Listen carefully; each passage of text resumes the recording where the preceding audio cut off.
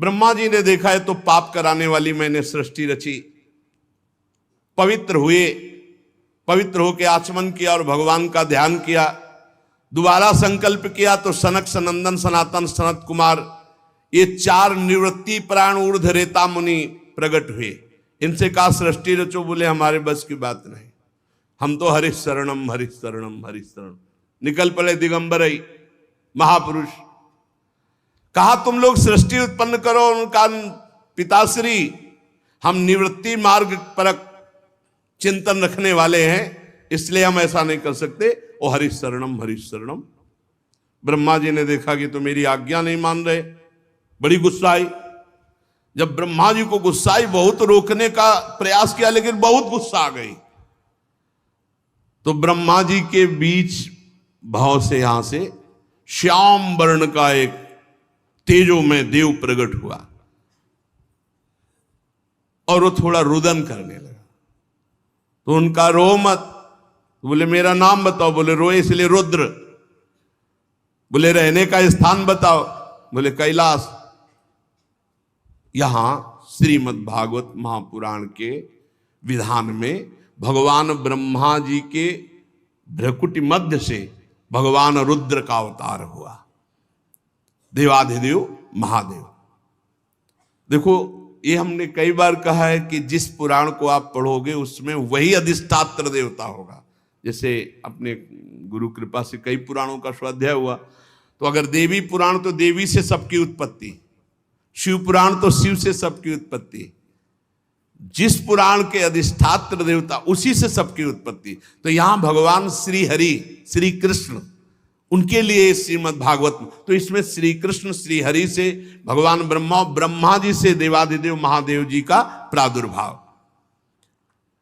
तब कमल योनि भगवान ब्रह्मा ने उस बालक की प्रार्थना पूर्ण करने के लिए मधुर वाणी में कहा, देव श्रेष्ठ, तुम देव श्रेष्ठ हो, देवाधिदेव हो, तुम्हारा नाम रुद्र, तुम्हारे रहने का सूक्ष्म स्थान, सबका हृदय, सबके इंद्रियां, सबके प्राण, आकाश वायु अग्नि जल पृथ्वी सूर्य चंद्रमा और तपस्या, ये तुम्हारे स्थान है।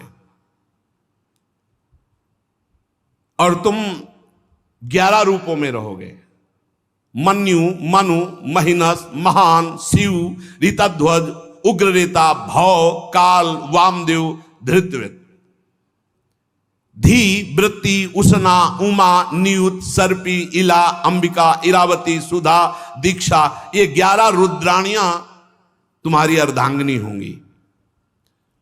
तुम जो हमने तुम्हें स्थान दिया, हृदय इंद्री प्राण आकाश वायु अग्नि जल पृथ्वी सूर्य चंद्रमा तपस्या, इन स्थानों पर रहो और प्रजा उत्पन्न करो, क्योंकि हमारी इच्छा है कि इस समय सृष्टि बढ़े। भगवान शंकर को आदेश हुआ कि प्रजा रचो, तो रचना शुरू किया।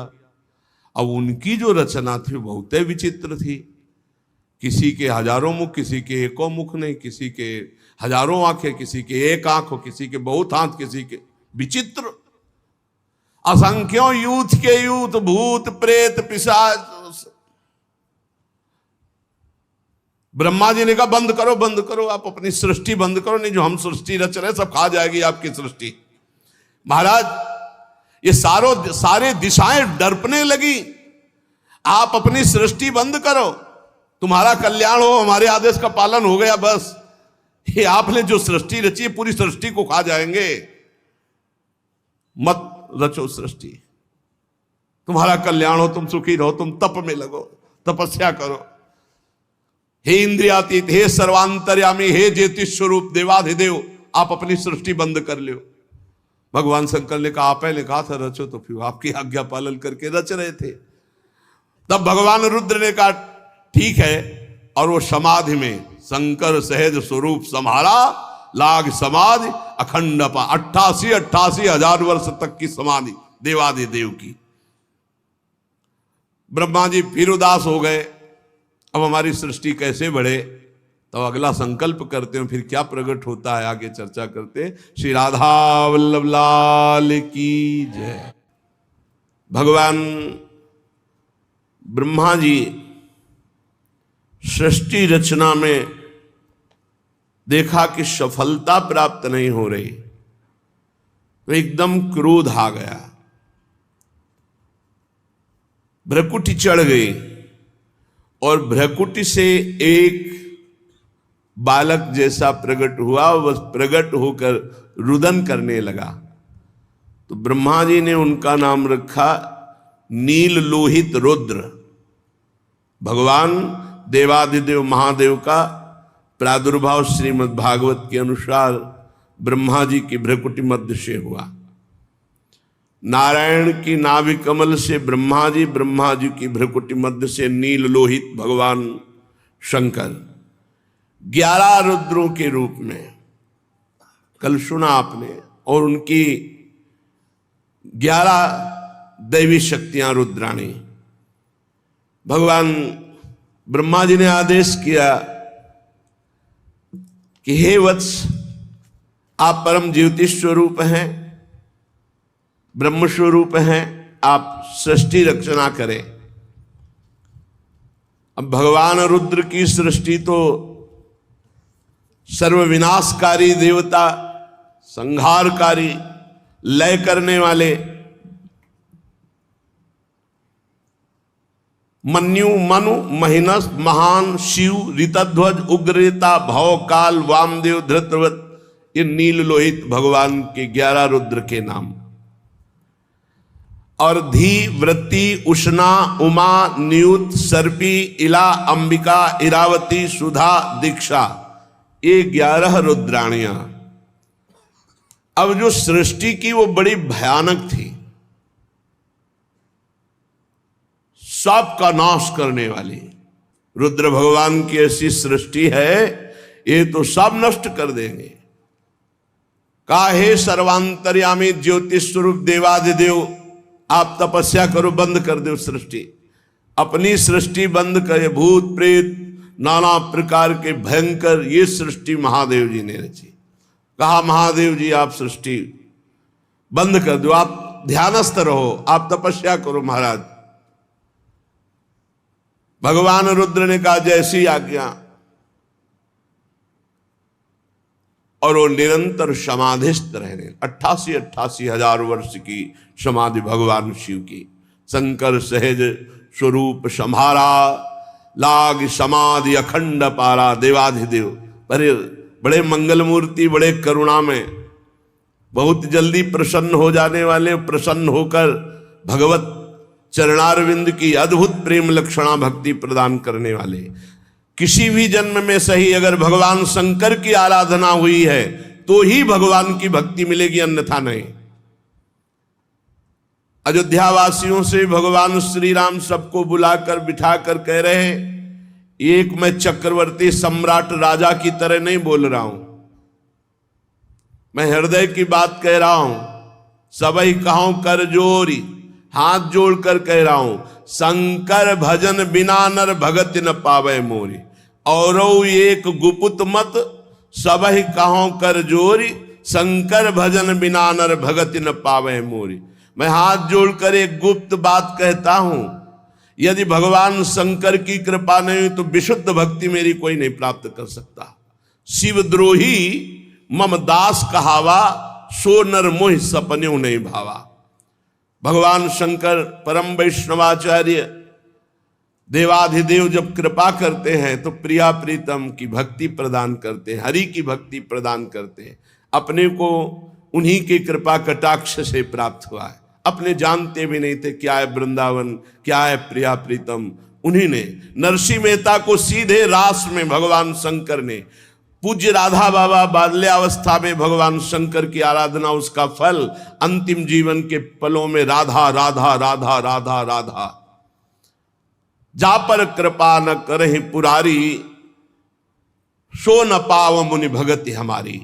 जिस पर भगवान शंकर कृपा नहीं करते वो भगवान की विशुद्ध भक्ति प्राप्त नहीं कर सकता। अगर इस जन्म में प्राप्त है और भगवान शंकर की आराधना नहीं की तो किसी जन्म में बनी है भगवान शिव की आराधना। बिना भगवान शिव की आराधना के हरि भक्ति प्राप्त नहीं होती। तो कोई ऐसा न समझे कि बड़े भयंकर देवता हैं, भयंकर भी हैं और शंकर भी है। शिव कल्याण स्वरूप, और इतने सुंदर हैं हम आपको क्या बताएं, क्योंकि जो स्वाद ली हुई बात होती है वो देखी जाती है। इतने भयंकर है कि हम तुम्हें क्या बताएं, और इतने सुंदर हैं कि पूछो मत। कर्पूर गौरम करुणावतारम, साक्षात करुणा बपू, गौरांग गंगाधर, तेज राशि, करुणा बरसती है। भगवान शिव के दो रूप हैं, एक बड़ा शांत प्रसन्न और एक बड़ा घोर। अगर उस रूप में आते हैं तो विश्व का प्रलय उन्हीं से होता है, संहार लीला उन्हीं से होती है। तो जब ब्रह्मा जी ने आज्ञा करी तो भगवान रुद्र अखंड तपस्या में संलग्न हो गए। इसके बाद ब्रह्मा जी ने संकल्प किया तो 10 महान पुत्र प्रकट हुए संकल्प से। पहले मरीच जी, फिर अत्रि जी, फिर श्री अंगिरा जी, फिर पुलस्त जी, फिर पुलह जी, क्रतु जी, भृगु जी, वशिष्ठ जी, दक्ष जी और नारद जी। ये 10 महान तप संपन्न भगवत स्वरूप पुत्र प्रकट हुए। नारद जी ब्रह्मा जी की गोद में प्रकट हो गए। दक्ष जी अंगूठे से प्रकट हुए। वशिष्ठ जी प्राणों से प्रकट हुए। भृगु जी त्वचा से, क्रतु जी हाथ से, पुलह जी नाभ से, पुलस्त ऋषि कानों से, अंगिरा जी मुख से, अत्रि जी नेत्रों से, मरीच जी मन से उत्पन्न हुए। ये 10 संकल्पित महापुरुष प्रकट हुए। फिर ब्रह्मा जी के दाएं छाती से धर्म उत्पन्न हुआ,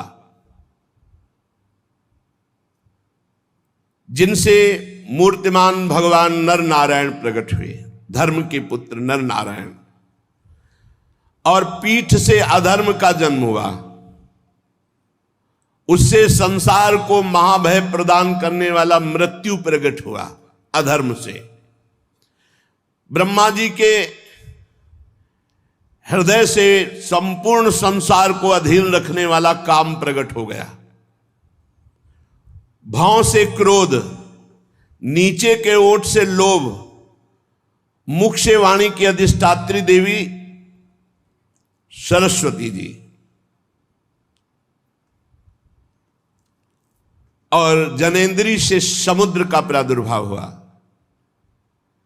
और गुदा से पाप का निवास स्थान राक्षसों का अधिपति निरिति,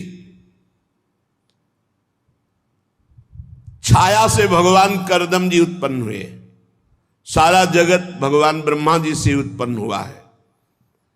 अब बड़ी घटना इस समय एक ये घटी कि जिस समय वाणी की अधिष्ठात्री देवी सरस्वती प्रकट हुई थी, इतनी सुंदर थी कि ब्रह्मा जी मोहित हो गए। यद्यपि वासनाहीन है, पर सृष्टि उत्पन्न करनी, इसलिए ऐसा संयोग ब्रह्मा जी की बुद्धि लड़खड़ा गई। जो 10 पुत्र पहले ब्रह्म ऋषि प्रकट हुए, उन्होंने तत्काल हाथ जोड़ा और कहा, पिताश्री आपको शोभा नहीं देता, आप समर्थ हैं, आप अपने मन में उत्पन्न हुए इस काम वेग को रोकिए। आप ये क्या देख रहे हैं, आपकी दृष्टि सही नहीं। पूर्ववर्ती कभी ब्रह्मा ने ऐसा नहीं किया जो पूर्व में ब्रह्मा हुए। आप तेजस्वी हैं, ऐसा आपको शोभा नहीं देता जैसी दृष्टि से आप देख रहे हैं सरस्वती जी की तरफ, क्योंकि आप जैसा करेंगे वैसा ही आचरण संसार में उतरेगा। आप जगत के रचयिता हैं, आप भगवत स्वरूप हैं। मैं आपको नमस्कार करता हूं, लेकिन आपको रोकता हूं, आप अपनी दृष्टि बदलिए।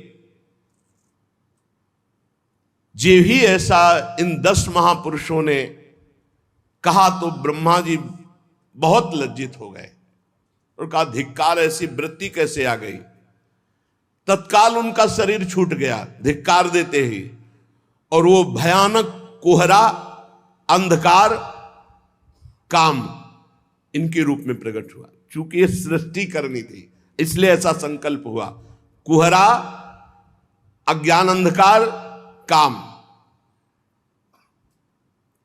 इसीलिए जब काम सवार हो जाए दिमाग में तो फिर वो ये नहीं देखता कि अनुजा है कि तनुजा है कि क्या है। इसीलिए व्यास भगवान ने कहा, बलवान इंद्री ग्रामो विद्वानम अपि करसति, बहुत देर तक एकांत में अपनी बेटी बहन आदि के पास भी नहीं रहना चाहिए, क्योंकि मन बड़ा बलवान है। कभी जब ब्रह्मा जी का मन, तो फिर औरों की तो बात ही क्या। 10 ब्रह्म ऋषियों ने तत्काल धिक्कार दी, महाराज आप, बड़ी लज्जा आई। शरीर छूटा, वही शरीर अंधकार, कुहरा, काम, मलिन काम। अभी एक पीछे सुन चुके हैं, हृदय से काम प्रकट हुआ।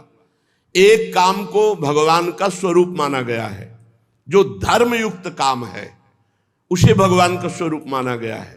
धर्मयुक्त सहवास करके संतान उत्पन्न करना, ये भगवान की पूजा, ये धर्म माना गया है। और पापाचरण व्यभिचार करना, ये यहां काम प्रकट हुआ। जो सरस्वती जी को देखकर मन में संकल्प बना, उससे अंधकार, कुहरा और पापाचरण कराने वाला काम प्रकट हुआ। काम 2 प्रकार का, एक धर्म स्वरूप और एक पाप स्वरूप। ब्रह्मा जी जो ही वो शरीर छूटा, नया शरीर धारण किया, क्योंकि तेजो में भगवत स्वरूप है। उसी समय ब्रह्मा जी के 4 मुखों से 4 वेदों का प्रादुर्भाव हुआ। उपवेद, न्याय शास्त्र, होता, उद्गाता, अध्वर्यु, ब्रह्मा, इन 4 ऋत्विजों के साथ कर्म, यज्ञों का विस्तार, धर्म के 4 चरण, 4 आश्रम, उनकी वृत्तियां, ये सब ब्रह्मा जी के मुख से उत्पन्न हुई। ब्रह्मा जी ने अपने पूर्व, दक्षिण, पश्चिम, उत्तर के मुख से, पूर्व से ऋग्वेद, दक्षिण से यजुर्वेद, पश्चिम से सामवेद और उत्तर के मुख से अथर्ववेद का प्रादुर्भाव किया।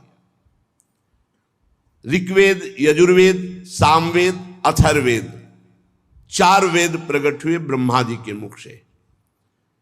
फिर क्रम से शास्त्र, होता का कर्म, इज्जा, अधिवर्य का कर्म, स्तुत, स्तोम, उद्गाता का कर्म और प्रायश्चित, ब्रह्मा का कर्म, ये 4 कर्म प्रकट हुए। फिर ब्रह्मा जी के 4 मुखों से आयुर्वेद, चिकित्सा शास्त्र, धनुर्वेद, शस्त्र विद्या, गांधर्व वेद, संगीत विद्या, स्थापत्य वेद, शिल्प विद्या, ये 4 उपवेद प्रकट हुए।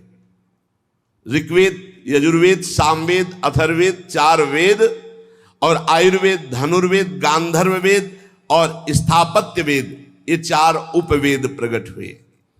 फिर सर्वदर्शी भगवान ब्रह्मा ने अपने 4 मुखों से इतिहास, पुराण रूप 5वां वेद प्रकट किया। फिर षोडशी और उक्त, चयन और अग्निष्टोम, आप्तोर्याम और अतिरात्र, वाजपेयी और गोशव, ये यज्ञ प्रकट किए। फिर विद्या, दान, तपस्या और सत्य, ये धर्म के 4 चरण हैं। विद्या, दान, तपस्या और सत्य, ये धर्म के 4 चरण प्रकट किए। फिर सावित्रम, प्राजापत्यम च, ब्राह्मम चाथ बृहत तथा, वार्ता, संचय, शालीन, शीलोंच इति वै गृहे, सावित्र वृत्ति प्रकट की। सावित्र कहते हैं जब यज्ञोपवीत संस्कार कराया जाता है और गायत्री मंत्र का उपदेश किया जाता है, तो उसे 3 दिन तक ब्रह्मचर्य रहकर गायत्री का अनुष्ठान करने को सावित्र कहते हैं। फिर प्राजापत्य, अगर वो आगे बढ़ना चाहता है तो 1 वर्ष का ब्रह्मचर्य और गायत्री अनुष्ठान दिया जाता है। फिर ब्राह्म, वेदाध्ययन की समाप्ति तक, जब तक पाणि ग्रहण न हो तब तक अखंड ब्रह्मचर्य, गायत्री अनुष्ठान और वेदों का स्वाध्याय। इसे ब्राह्म, और फिर बृहत। बृहत आजीवन नैष्ठिक बाल ब्रह्मचारी, कभी भी कोई भी संयोग नहीं करूंगा, आजीवन ब्रह्मचारी रहूंगा। ये आयु पर्यंत रहने वाले ब्रह्मचर्य को बृहत।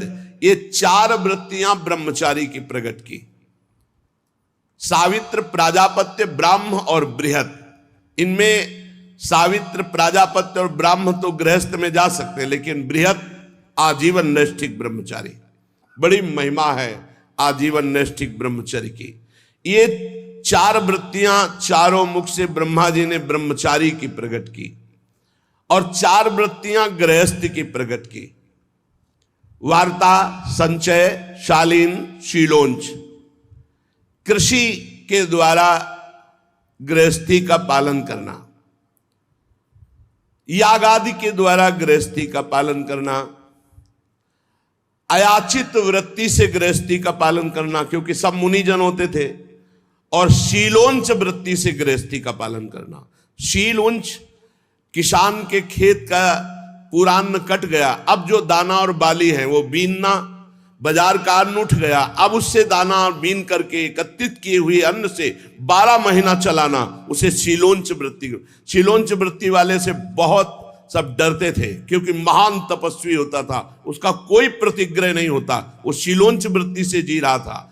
उसके द्वारा जो वचन निकलते थे, बड़े बड़े चक्रवर्ती सम्राट कांप करके स्वीकार करते थे, डरते थे कहीं साप न दे दे। ये 4 वृत्तियां गृहस्थ की, वार्ता, संचय, शालीन, शीलोंच। फिर 4 वृत्तियां वानप्रस्थ की, क्योंकि आश्रम है, ब्रह्मचर्य आश्रम, गृहस्थ आश्रम, वानप्रस्थ आश्रम, संन्यासाश्रम।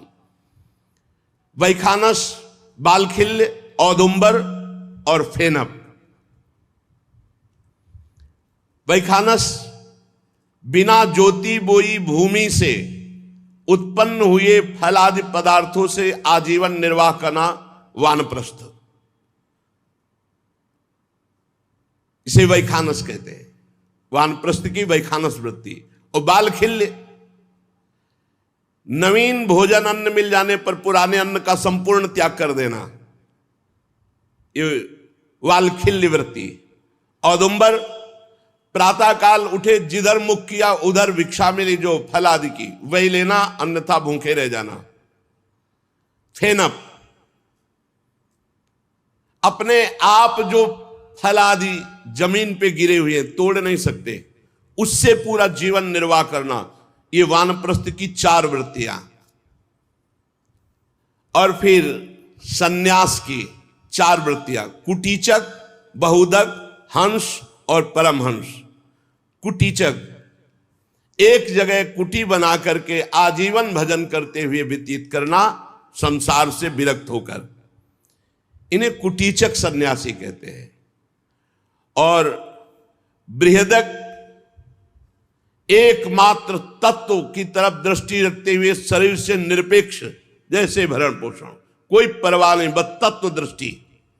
जहां शरीर पड़ा है पड़ा, जहां मिल गया खा लिया खा लिया, नहीं खा लिया नहीं खा लिया, दृष्टि ही नहीं शरीर में, तत्व दृष्टि, उन्हें बहुदक।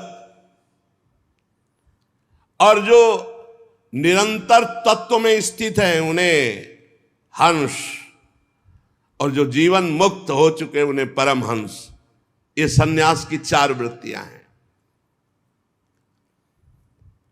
अन्वीक्षिकी, त्रयी, वार्ता, दंड नीति, ये 4 विद्याएं हैं। मोक्ष प्राप्त करने वाली अध्यात्म विद्या, स्वर्ग आदि प्रदान करने वाली कर्म विद्या, खेती व्यापार आदि संबंधी विद्या और राजनीति, ये 4 विद्याएं हैं। भू, भुआ, स्व, महा, इन 4 आश्रमों का पालन करने वाले यहां 4 लोकों में जाते हैं। जो जीवन मुक्त महापुरुष हो गए, वो अगर इनका भोग ना भोगना चाहे तो वो परब्रह्म में लीन हो जाते हैं। सा, खा, सा, हा, ये 4 शब्द उष्म वर्ण, या, रा, ला, वा, ये 4 शब्द अंतस्था, ये ब्रह्मा जी के मुख से निकल, पूरे ककहरा मात्राएं सब ब्रह्मा जी के मुख से निकली हुई। निषाद, ऋषभ, गांधार, षड्ज, मध्यम, दैवत, पंचम, ऐसा रे गा मा प ध नी, ये ब्रह्मा जी के मुख से निकली। यहां नी से शुरू होता है, तो निषाद, नी सा रे गा मा प ध, नी में निषाद, जो वो ऋषभ, सा में षडज, रा में ऋषभ, गा में गांधार, मा में मध्यम, धा में दैवत, पा में पंचम। ये ब्रह्मा जी से शब्द ब्रह्म प्रकट हुए। यही इसी के आधार पर संगीत कला है जितनी है, सारे गा मा पा ध नी, षडज, ऋषभ, गांधार, मध्यम, दैवत, पंचम, निषाद। फिर ब्रह्मा जी की अव्यक्त एक वाणी प्रकट हुई, ओम आ उ मा ओम। ये परिपूर्ण ब्रह्म स्वरूप है। यही सब मंत्रों का अधिष्ठाता है। जो ब्रह्म प्राप्ति के हैं सब में प्रणव यही